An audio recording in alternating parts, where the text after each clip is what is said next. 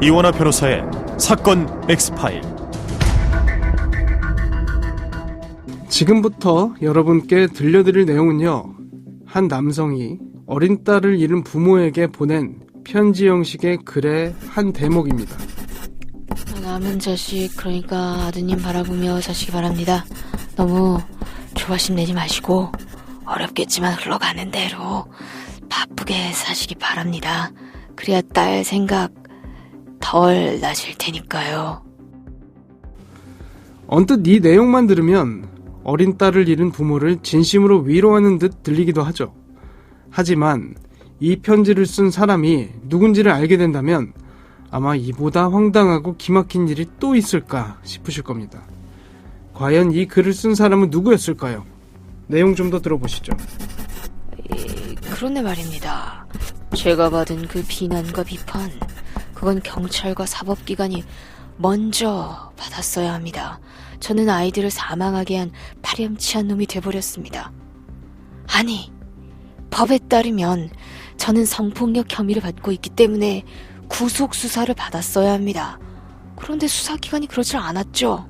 만약 저를 좀 더 일찍 구속했다면 딸아이와 친구 역시 정신적으로 안정적인 생활을 할 수 있었을 겁니다. 도대체 이게 무슨 말인가 싶으시죠? A양을 잃은 부모에게 이 같은 글을 남긴 사람, 바로 A양 사망에 전적으로 책임이 있는 가해자 B씨였습니다. B씨는 당시 고작 13살이었던 어린 A양을 성폭행한 혐의를 받고 있었죠. 그런 B씨가 A양 부모에게 조바심 갖지 말고 남은 자식 생각하며 살아라 라는 정말 말도 안 되는 이야기를 했다는 건데요. 도대체 무슨 일이 있었던 거고 적반하장식의 B씨에게 합당한 처벌 내려졌을까요? 오늘 사건 엑스파일에서 이 사건 자세히 살펴보겠습니다. 안녕하세요. 이원하 변호사의 사건 엑스파일 이원하입니다. 오늘도 로엘법무법인 신영재 변호사와 함께합니다. 변호사님 어서 오세요. 안녕하세요. 로엘법무법인의 신영재 변호사입니다. 저희 방송에서 다루는 사건들 어느 것 하나 마음 아프지 않은 사건이 없습니다만 오늘 이야기해볼 이 사건 같은 경우는 특히 더 마음이 많이 아팠던 것 같습니다. 어떤 일이 있었던 건지 차근히 좀 짚어봐야 할 것 같은데요. 일단 초등학교 때부터 친구 사이였던 두 여중생 이야기부터 해봐야겠죠? 예, 피해자 A양과 C양은 초등학교 때부터 친하게 지내던 친구 사이였고 종종 서로의 집에 가 잠을 자고 오기도 했습니다. 2020년 1월경 이 A양은 이날도 C양의 집에 놀러가 잠을 자고 오려고 했는데요. 이날 정말 끔찍한 사건이 발생하게 됩니다. 어떤 일이 있었던 거죠? 이날 집에 있던 C양의 아버지, 정확하게는 의붓아버지였는데요. 이 의붓아버지 B씨가 두 여중생에게 술을 강권했고 술에 취한 A양은 C양의 방에서 잠이 들었는데요. 그러자 이 B씨가 C양 몰래 방에 들어가 A양을 성폭행한 것입니다. 잠시만요. 아이들 나이가 13살이라고 하지 않았었나요? 그런데 술을 먹였어요?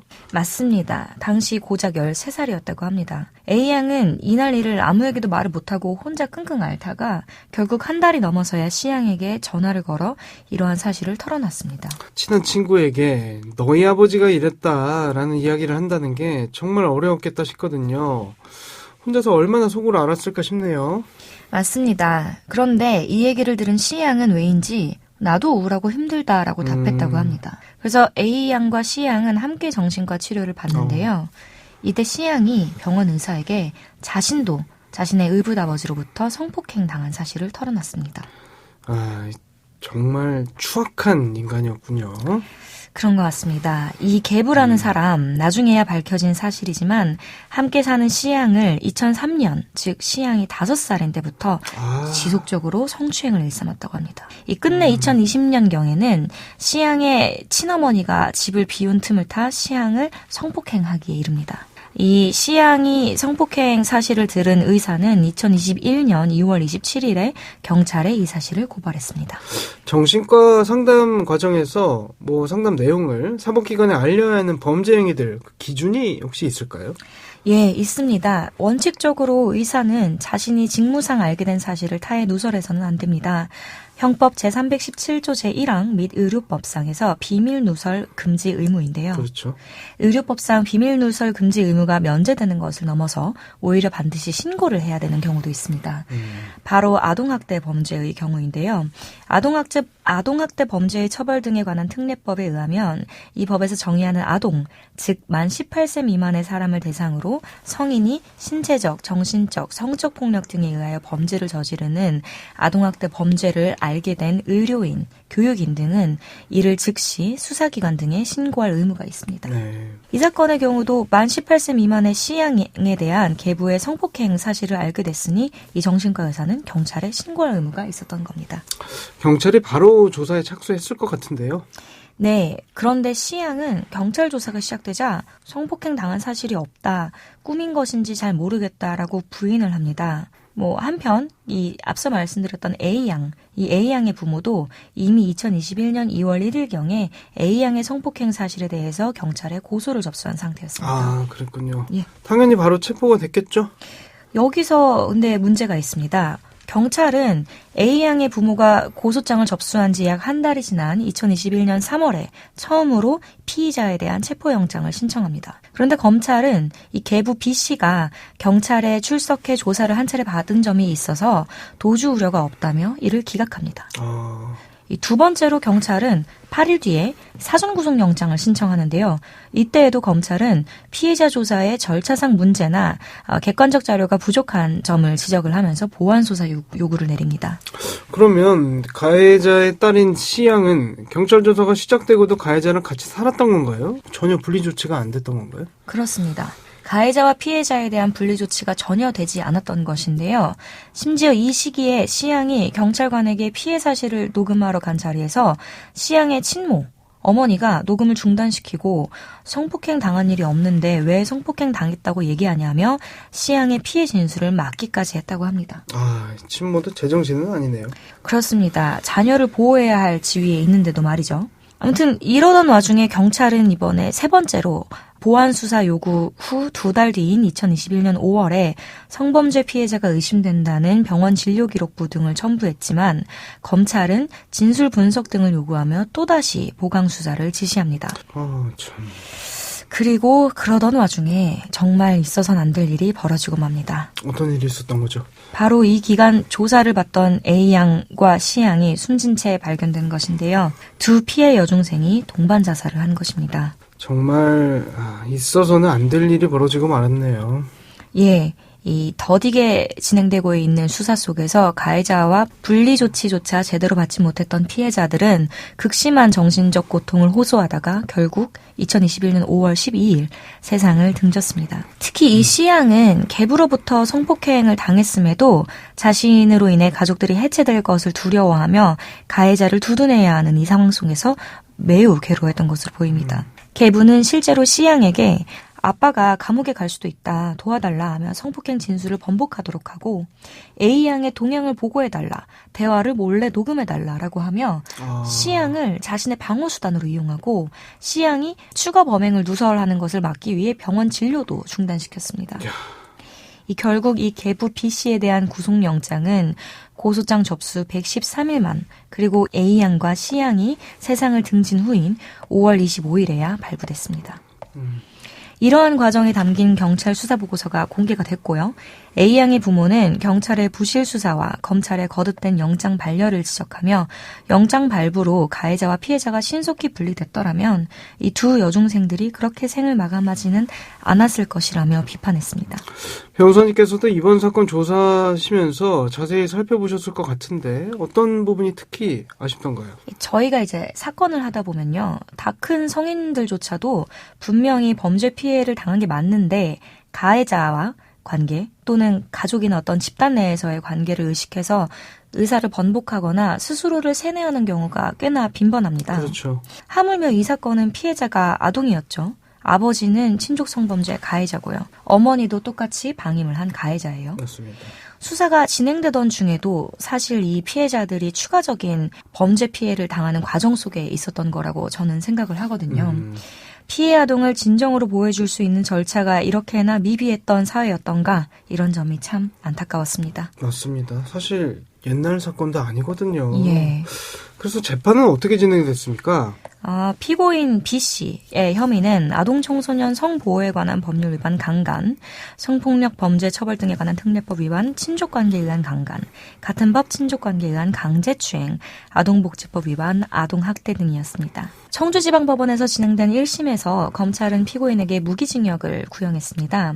피고인은 이때 이 여중생들에게 술을 먹인 혐의는 인정을 했지만 성폭행 관련 혐의는 부인했습니다. 1심 재판부는 대부분의 혐의를 인정하며 징역 20년을 선고했는데요.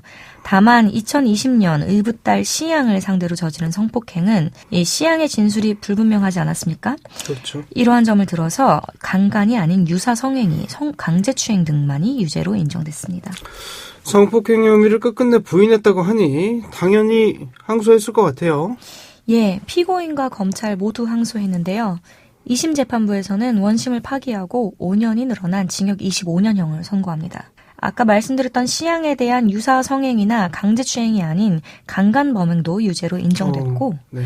피고인이 수사기관에서 범행을 부인한 것이 피해자들의 죽음을 초래한 주요 원인이었다고 지적하였습니다. 그 형량에도 피해자들의 사망의 결과를 어느 정도 좀 반영한 거 아닌가 싶습니다. 다행이네요. 예.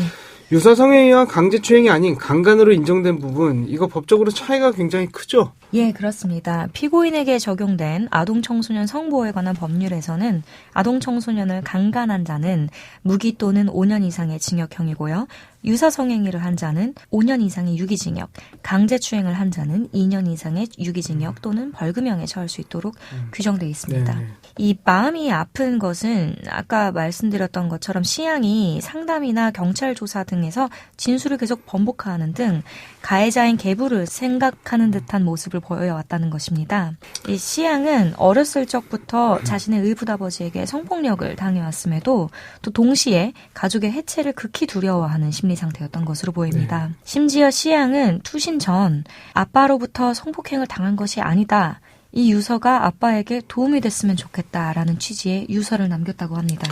이 C양의 진술 번복 때문에 1심에서는 피고인의 강간 범행이 인정되기 어려웠지만 2심 재판부는 이를 두고 가족인 피고인을 보호하려는 의도로 사실과 다르게 진술했을 가능성이 높다고 보았습니다. 네.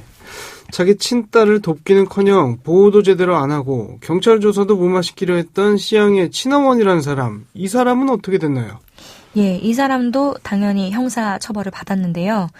자신의 친딸이 의붓아버지로부터 성폭력 피해를 당하고 극단적인 선택을 시도한 사실을 알고도 딸과 가해자를 분리하지 않고 보호, 양육, 치료 등의 의무를 소홀히 했죠. 이 친모는 아동복지법 위반, 아동유기, 방임 혐의로 기소됐고 피해 아동에 대한 보호 의무를 이행하지 않고 경찰 수사를 방해해 치명적인 결과를 불러온 점을 종합해서 징역 1년 6개월의 실형을 선고받았습니다. 그리고 그 친구의 아버지에게 성폭행을 당했던 A양의 부모, 국가 상대로 손해배상 청구 소송도 진행한 것 같은데 혹시 결과가 어떻게 나왔나요?